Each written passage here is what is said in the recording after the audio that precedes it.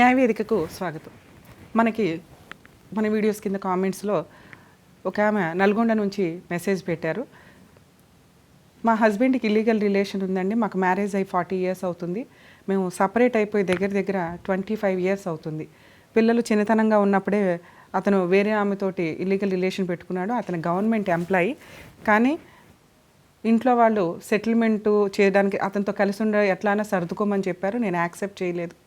పిల్లలకి సంబంధించి కొంత ప్రాపర్టీని వాళ్ళ ఎడ్యుకేషన్ నిమిత్తము, వాళ్ళ మ్యారేజ్ల నిమిత్తము ఒక 2 acres ప్రాపర్టీ రాసి ఇచ్చారు.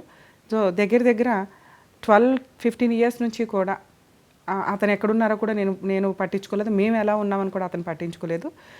రీసెంట్గా ఒక 7 years మాకు పిల్లల మ్యారేజ్ టైంలో ఆడపిల్లలు ఇద్దరు మ్యారేజెస్కి ఆ ప్రాపర్టీస్ ఇద్దరం కలిపి అమ్మేసి వాళ్ళ మ్యారేజ్లు చేయడం జరిగింది.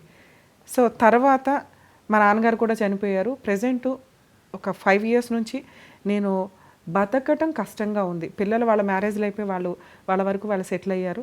నా భర్త ఇంకొక ఆమెని ఉంచుకొని ఆమె దగ్గర ఉంటున్నాడు హ్యాపీగా. అతనికి ప్రజెంట్ ఇప్పుడు రిటైర్మెంట్ స్టేజ్లో వచ్చాడు. సో ప్రజెంట్ నాకు బతకడానికి పొజిషన్ ప్రాపర్గా లేదు, నన్ను నేను మెయింటైన్ చేసుకోవడానికి కష్టంగా ఉంది. సో నేను ఏమన్నా మెయింటెనెన్స్ కేసు వేసుకోవడానికి అవకాశం ఉంటుందా, నేను అప్పటి నుంచి రికవరీ చేసుకోవడానికి ఏమన్నా ఉందా అంటే బాకీలాగా ఇప్పటిదాకా నేను ఆల్రెడీ 3 years నుంచి అతన్ని అడుగుతున్నాను. అతను ఎటువంటి మెయింటెనెన్స్ నాకు ఇవ్వటం లేదు. సో నేను ఆ 3 years నుంచి రికవరీ చేసుకోవడానికి ఉంటుందా, ఎలా ప్రొసీడ్ అవ్వాలి, దయచేసి తెలియజేయగలరని అడుగుతున్నారు. యాక్చువల్గా ఫ్యామిలీ మ్యాటర్స్ విషయానికి వచ్చేసరికి సెటిల్మెంట్ చేసుకుంటే అంటే మ్యూచువల్ డైవర్స్ తీసుకొని ఎంతో కొంత కాంపెన్సేషన్ పే చేస్తే కనుక లైఫ్లో మళ్ళీ ఎటువంటి కేసులు వాళ్ళ మీద ఫైల్ చేయడానికి కుదరదు. కానీ మీ కేసులో అతను ఇల్లీగల్ రిలేషన్స్ పెట్టుకోవడం, మీరు రెడ్ హ్యాండెడ్గా పట్టుకోవడం, మీ ఇంట్లో వాళ్ళు వాళ్ళ ఇంట్లో వాళ్ళు కూర్చొని పెద్ద మనుషులు కూర్చొని ఒక 2 acres సేఫ్టీ పర్పస్ మీద పిల్లలకి రాయించారే తప్ప మీ ఇద్దరికి విడాకులు అవ్వలేదు, మీ ఇద్దరు విడిపోవడం అనేది జరగలేదు. ఆయన కూడా ఎటువంటి డైవర్స్ కేసు వేయలేదు. ఆ రెండో ఆమెతోటి ఆయన ఉంటున్నారే తప్పించి అది లీగల్గా వ్యాలిడ్ మ్యారేజ్ కాదు. అలా అని ఇప్పుడు మీరు వాళ్ళ మీద బైగామీ కేసు ఇంకొకటి వేస్తాము అంటే ఆల్రెడీ మీకు 20 years నుంచి వాళ్ళు వేరుగా ఉంటున్నారు అనేది తెలుసు కాబట్టి దాన్ని కోర్టు అంత పెద్దగా కన్సిడర్ చేయదు. నెక్స్ట్ మీ పిల్లల మ్యారేజ్ టైంలో ఆయన చేయాల్సిన బాధ్యతలు అంటూ చేశారు కాబట్టి ఆ పాయింట్ కూడా కోర్టు కొంత కన్సిడర్ చేయడానికి ఎక్కువ అవకాశం ఉంది. ఇక మీ విషయానికి వచ్చి విడాకులు తీసుకోలేదు, ఎటువంటి పర్మనెంట్ ఎలిమనీ అనే హక్కుగా మీరేమీ సెటిల్మెంట్ చేసుకోలేదు కాబట్టి స్టిల్ మీకు ఇప్పటికీ మెయింటెనెన్స్ కేసు వేసుకునే రైట్స్ ఉన్నాయి.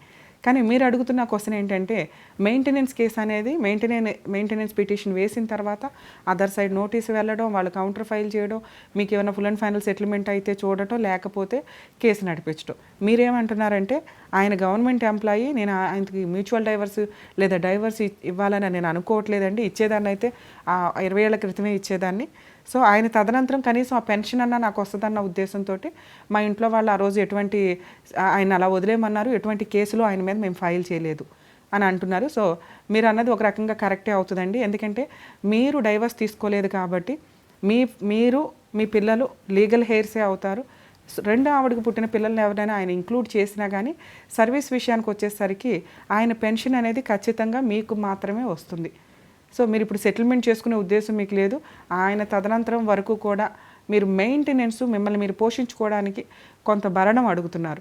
సో ఈ భరణం అడగడానికి మెయింటెనెన్స్ పిటిషన్ సెక్షన్ 125 CRPC ప్రకారం మీరు కేసు ఫైల్ చేసుకుంటే వేసిన దగ్గర నుంచి ఒకప్పుడు పిటిషను బై ఆర్డర్ దగ్గర నుంచి ఇచ్చేవాళ్ళు. కేసులు 2 years 3 years కూడా రన్ అవుతున్నాయి.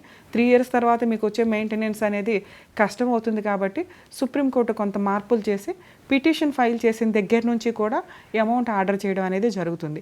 దీంతో petition case main case run అవ్వడానికి మీకు 2-3 years పడుతుంది కాబట్టి మెయిన్ కేసు సమన్స్ సర్వ్ అయిన తర్వాత ఇమీడియట్గా మీరు ఇంటీరియర్ మెయింటెనెన్స్ పిటిషన్ కూడా ఫైల్ చేసుకుంటే కనుక మెయిన్ కేసు తేలేలోపు మీకు ఈ ఇంటీరియర్ మెయింటెనెన్స్లో కొంత అమౌంట్ అనేది ఇవ్వడం జరుగుతుంది. ఇది కామన్గా ప్రతి ఒక్కళ్ళకి తెలిసిన మెయింటెనెన్స్కి సంబంధించిన రూల్స్. ఈ మెయింటెనెన్స్ సెక్షన్ 125 CRPCతో పాటు వాళ్ళు హిందువులు అయితే కనుక డైవర్స్ కేసులు ఫైల్ చేస్తే సెక్షన్ 24 హిందూ మ్యారేజ్ యాక్ట్ ప్రకారం, డీవీసీ కేసులో డీవీసీ సెక్షన్ ప్రకారం, ఇలా అన్ని సెక్షన్స్లోనే అన్ని యాక్ట్లలోనూ కూడా మెయింటెనెన్స్లు అడుగుతున్నారు. కానీ మీరు అడుగుతున్నది నేను వేసే దగ్గర నుంచి కాదండి, నా ప్రీవియస్ కూడా క్యాలిక్యులేట్ చేసుకోవడానికి అవకాశం ఉందా, అతని బాధ్యత అతను నిర్వహించలేదు కాబట్టి దాన్ని అప్పుగా కన్సిడర్ చేయండి అని పాత బాకీలు కూడా, అంటే నేను అప్పులు చేసి బతికాను, మరి అది ఎవరు తీర్చాలి, ఈయన ఇచ్చే భవిష్యత్తుకి సంబంధించి కదా, సో పాస్ట్ను కూడా నాకు వసూలు చేసుకోవడానికి అవకాశం ఉందా అని మీరు అడుగుతున్నారు. ఉంటుందండి. Under order 7 rule 1 red with 26 CPC ప్రకారం సివిల్ కేసు ఫైల్ చేసుకునే రైట్స్ ఉంటాయి. ఇప్పుడు నేను చెప్పినవన్నీ కూడా క్రిమినల్ కేసు. మెయింటెనెన్స్ అనేది criminal case. In case maintenance pay చేయకపోతే అతని ప్రాపర్టీస్ ఏమైనా ఉంటే అటాచ్ చేసుకుంటారు, లేదా అతని జైలుకి పంపించి NBW ఇష్యూ చేయించే రైట్స్ మీకు ఉంటాయి. అలాగే హిందూ మ్యారేజ్ యాక్ట్లో అది కూడా సివిల్ ప్రొసీడింగ్స్. DVCలో కూడా మెయింటెనెన్స్ అనేది అతను పే చేయాలి. మెయింటెనెన్స్ కింద క్రిమినల్ ప్రొసీడింగ్లో కన్సిడర్ చేస్తారు. కానీ అప్పుగా అంటే పాస్ట్కి సంబంధించి ప్రెజెంట్ ఫ్యూచర్ వసూలు చేసుకోవడం మెయింటెనెన్స్ కేసు.